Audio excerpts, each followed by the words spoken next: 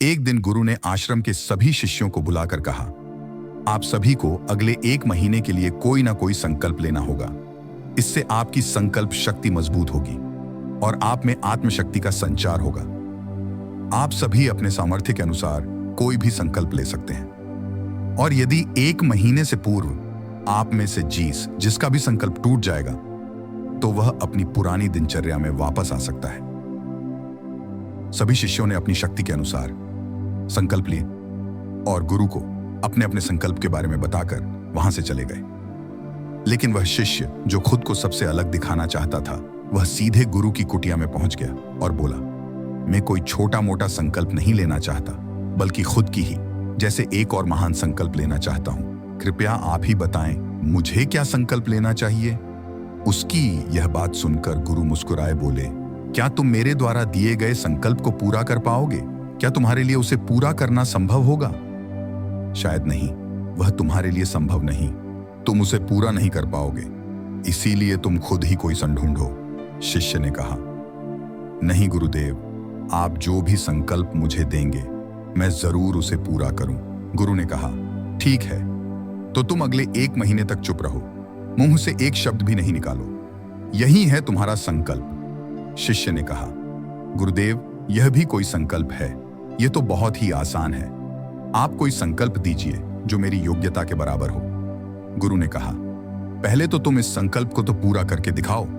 शिष्य ने गुरु की बात मान ली और वह उसी समय चुप हो गया और पलटकर कुटिया से बाहर चला गया। उसे चुप रहना बहुत आसान लग रहा था। उसने एक दिन तो जैसे तैसे चुप रहकर काट लिया, लेकिन दूसरे दिन से उसके मन में ना बोलने का बोझ बढ़ने लगा और तीसरे दिन उसे भारीपन महसूस होने लगा और चौथे दिन उसके अंदर एक अजीब सी बेचैनी होने लगी, क्योंकि आसपास आश्रम के सभी शिष्य एक दूसरे से बातें कर रहे थे। वह भी अपना पक्ष उनके सामने रखना चाहता था, उनकी बोलती बंद कर देना चाहता था, लेकिन उसका संकल्प उसके आ रहा था। इसीलिए वह पूरे दिन सिर्फ और आंखें बनाता। इसी तरीके से कुछ दिन और बीते और वह शिष्य बीमार पड़ गया। उसका सिर फटा जा रहा, उसका खाने पीने तक का मन नहीं था, वह सिर्फ बोलना चाहता था। वह गुरु के पास गया और उनके सामने बैठकर लिखकर उन्हें बताया, गुरुदेव, मैं बोलना चाहता हूँ, बिना बोले मुझे सांस नहीं आ रही है, मेरा दम घुटता जा रहा है, मैं अंदर ही अंदर पागल हुआ जा रहा हूँ, मैं क्या करूँ? संकल्प तोड़ा दूं क्या? यह पढ़कर गुरु मुस्कुराए और बोले, मैं संकल्प बने के लिए नहीं होते, लेकिन जो अपने संकल्प को पूरा कर लेता है वह अपनी आंतरिक शक्ति को बढ़ाता है, और जो अपनी आंतरिक शक्ति को बढ़ा लेता है वह समाज और जागृति की राह पर आगे बढ़ जाता है। संकल्प का लेना भी तुम्हारे हाथ में था और इसे का लेना भी तुम्हारे हाथ में था और इसे तोड़ना भी तुम्हारे हाथ में है। तुम्हारे बहुत से भाई अपने संकल्प को ढकर अपनी पुरानी दिनचर्या पर वापस आ चुके हैं। अगर तुमसे नहीं हो पा रहा तो तुम भी संकल्प ढकर अपनी पुरानी दिनचर्या पर वापस जा सकते हो। लेकिन याद रहे, अगर आज तुम इस छोटे से संकल्प को नहीं संभाल पा रहे तो तुम अपनी बाकी की पूरी जिंदगी को कैसे संभाल सकोगे? बाकी फैसला पूरी तरह से तुम्हारे हाथों में है गुरु की। यह बात उस शिष्य के दिल में चोट कर गई। वह बिना कुछ बोले वहां से वापस चला गया और खुद को अपनी कुटिया में बंद कर वह केवल अपने जरूरी कामों के लिए ही कुटिया से बाहर निकलता। बाकी सारे समय कुटिया के अंदर ही बैठा रहा। 15 दिन बीत चुके थे और आश्रम के लगभग सभी शिष्यों का संकल्प अब तक टूट चुका था, लेकिन उसका संकल्प अभी भी जारी था। संकल्प लेने के बाद से अब तक उसने एक शब्द भी नहीं बोला। सारा आश्रम हैरान था कि इतना बोलने वाला इंसान चुप कैसे हो। 15 दिन बीतने के बाद वह दोबारा अपने गुरु के पास गया और लिखकर बताया है, गुरुदेव, मैं बाहर से तो चुप हूं, लेकिन मेरे भीतर बहुत बासी आवाजें हैं, बहुत सी चीख पुकार और शिकायतें हैं। मैं अंदर ही अंदर बात करता रहता हूं। मेरा मन तरह तरह के प्रश्न पूछता है। मैं बाहर से जितना मोर, भीतर से उतने ही शोर शराबे से भरा। क्या इस तरह से मेरा संकल्प अभी भी है? गुरु ने कहा, हाँ, तुम्हारा संकल्प अभी भी जारी है, लेकिन जब तक लोगों की यह आवाजें तुम्हारे कानों में, तुम्हारा मन बोलता रहेगा, क्योंकि इसे तो आदत है। तुम भले ही बाहर से चुप रहो, लेकिन तुम अंदर ही अंदर बोलते रहोगे। तुम्हें इन बातों से, इन आवाजों से दूर जाना चाहिए। शिष्य गुरु को प्रणाम कर वहां से चला जाता है और सुबह होते ही अपनी कुटिया छोड़ जंगल की तरफ चला जाता है। कई दिन बीत जाते, संकल्प का समय भी पूरा हो जाता है, लेकिन शिष्य लौटकर नहीं आया। आश्रम में सभी को डर था कि कहीं जंगली जानवर ने उसे खा ना लिया हो। इस बीच उसे ढूंढने की बहुत कोशिश की गई, लेकिन वह कहीं नहीं मिला। गुरु भाइयों ने मान लिया था कि जंगली जानवरों ने उसे अपना शिकार बना लिया है, लेकिन गुरु को ऐसा नहीं लगता। एक दिन आश्रम का एक अन्य शिष्य गुरु के पास आया और बोला, गुरुदेव, हमारे उस अधिक बोलने वाले भाई के साथ क्या हुआ होगा? क्या जानवर ने उसे मार दिया होगा? गुरु ने कहा, हो सकता है कि जानवरों ने उसे अपना शिकार बना लिया हो, लेकिन उसके ना लौटने की एक दूसरी वजह भी हो सकती है। शायद उसे वह मिल गया है जिसके लिए वह गया था। फिर शिष्य ने पूछा, गुरुदेव, क्या ज्यादा बोलना इतना हानिकारक होता है? गुरु ने बोला, कहां? इंसान के जीवन के बहुत सारे दुखों में से एक दुख यह भी है कि वह कभी चुप नहीं रह सकता, हमेशा कुछ ना कुछ बोलता ही रहता है। सिर्फ हमारे बोलने के कारण हमारे आधे से ज्यादा दुख पैदा होते हैं। हम में से कोई भी चुप नहीं रहना चाहता, हम बस सामने वाले को सुना देना चाहते हैं। जो भी हमारे मन में है सब निकालकर उसके मन में बैठा देना चाहते हैं। उसे समझा देना चाहते हैं कि देख, तू गलत है और मैं सही। इस तरीके से सुनने और सुनाने का यह काम जिंदगी भर चलता रहता है। लेकिन इस नासमझी में हम अपना समय, अपना जीवन, अपनी समझ और सबसे महत्वपूर्ण अवकीमती पल जो जिए जा सकते हैं, जिनको अनुभव किया जा सकता है, जिनमें आनंद को प्राप्त किया जा सकता है, जिनमें आनंद को प्राप्त किया जा सकता है, यह सब खो देते हैं। लेकिन इसके बदले हमें मिलता क्या है? कुछ नहीं, सब व्यर्थ और बर्बाद हो जाता है। शिष्य ने पूछा, तो फिर इसका समाधान क्या है? गुरु ने कहा, पूरी जागरूकता के साथ अपने विचारों को देखना, यही एकमात्र तरीका है। सारी मानसिक समस्याओं का वर्तमान में रहकर चिंतन करना, पूरी जागरूकता के साथ अपना काम करना जिंदगी में चमत्कारिक बदलाव ला देता है। उसके बाद वह शिष्य गुरु से अपने प्रश्नों का उत्तर पाकर उनको प्रणाम करके वहां से चला गया। उस शिष्य को न महीने का समय बीत चुका था, लेकिन उसकी कोई खबर नहीं। अब तक तो सभी गुरु भाइयों ने भी उसके वापस लौटने की उम्मीद छोड़ी, लेकिन एक दिन वह आश्रम लौट आता है। लेकिन अब वह नहीं था जो यहां से गया था, वह कुछ और ही बनकर वापस आया था। उसके अंदर एक गजब का बदलाव महसूस किया जा सकता था। उसके चेहरे पर एक गजब का ठहराव और आंखों में बनी शांति थी। आश्रम में आते ही सभी गुरु भाइयों ने उसे चारों तरफ से घेर लिया और बातें करने लग गए। वह भी अपने गुरु भाइयों से बातें करने लगा। उससे बात करने वाले सभी ने यह अनुभव किया कि अब वह पहले जैसा उतावला और बातूनी नहीं रह गया था। उसके मुंह से एक एक शब्द बहुत ही सुलझे हुए और मधुरता के साथ निकल रहे थे। थोड़ी देर तक गुरु भाइयों से बात करने के बाद वह सीधा गुरु की तरफ चला गया। उसने गुरु के चरण छुए और कहा, गुरुदेव, क्या मैं अब भी मौन हूं? क्या अब भी मेरा संकल्प जारी है? गुरु ने कुछ देर तक शिष्य की आंखों में बड़े ध्यान से देखा और कहा, हाँ, तुम अब भी मौन हो।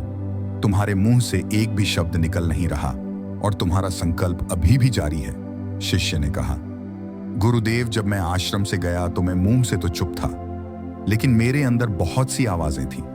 मन में बहुत से प्रश्न थे और वह बंद नहीं हो रहे थे। तो मैं जंगल में चला गया इस उम्मीद से कि वहां मुझे शांति मिलेगी और मेरे मन की बकबक कम हो जाएगी। लेकिन मैं जितना एकांत में जाता गया, मेरे अंदर की आवाज उतनी ही तेज होती गई। मेरे भीतर की पुरानी से पुरानी आवाज मुझे सुनाई देने लगी। तब जाकर मैंने महसूस किया कि मैं कितना गलत कर रहा था। जब मैं अपने परिवार वालों, दोस्तों को और गुरु भाइयों को बुरा भला कहता था, तो उस समय मुझे लगता था कि मैं सही कह रहा हूं। जब मैं गुरु भाइयों की एक दूसरे से चुगली करता था और उनका मजाक बनाता, तब भी मुझे यही लगता था कि मैं उनसे बेहतर हूं और मैं सही कर रहा हूं। लेकिन उस दिन मैंने पहली बार महसूस किया कि मैं कितना गलत बोलता था। काफी दिनों तक ये आवाजें, ये शिकायतें मेरे अंदर चलती रहीं, लेकिन धीरे धीरे करके एक दिन ये सारी आवाजें मेरे अंदर से समाप्त हो गईं। अब मैं भीतर से भी मौन हो गया। उस घने जंगल में बाहर से कोई बोलने वाला था नहीं और भीतर कोई आवाज बची ही नहीं थी। और मैं उस दिन पहली बार मौन का सही अर्थ समझा। मेरे चारों तरफ बहुत शांति थी। हालांकि अभी भी कुछ आवाजें आ रही थीं जो पहले भी आती थीं, लेकिन मैं उन्हें सुन नहीं पाता था। बब वह सभी आवाजें मुझे स्पष्ट रूप से सुनाई दे रही थीं। हवा के चलने की आवाज, चिड़ियों के चहक की आवाज और पानी के बहने की आवाज।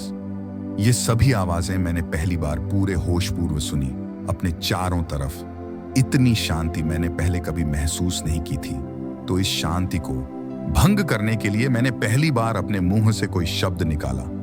मैं चिल्लाया, हे ईश्वर, ये कैसी शांति है? सभी कुछ इतना शांत क्यों है? ऐसा क्या हो गया?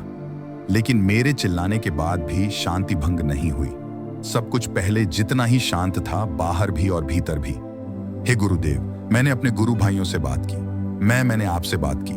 मैं बोल रहा हूं, मैं चल रहा हूं, मैं सब कुछ देख रहा हूं, लेकिन मैं अपने भीतर एकदम एकांत में हूं, मौन में हूं। भीड़ में होता हूं तब भी भीतर से अकेला एकांत में होता हूं। जब मैं खुद में भी शोर करना चाहता हूं तब भी एकांत में ही होता हूं। अब सब दिखाई पड़ने लगा है, सब सुनाई पड़ने लगा है।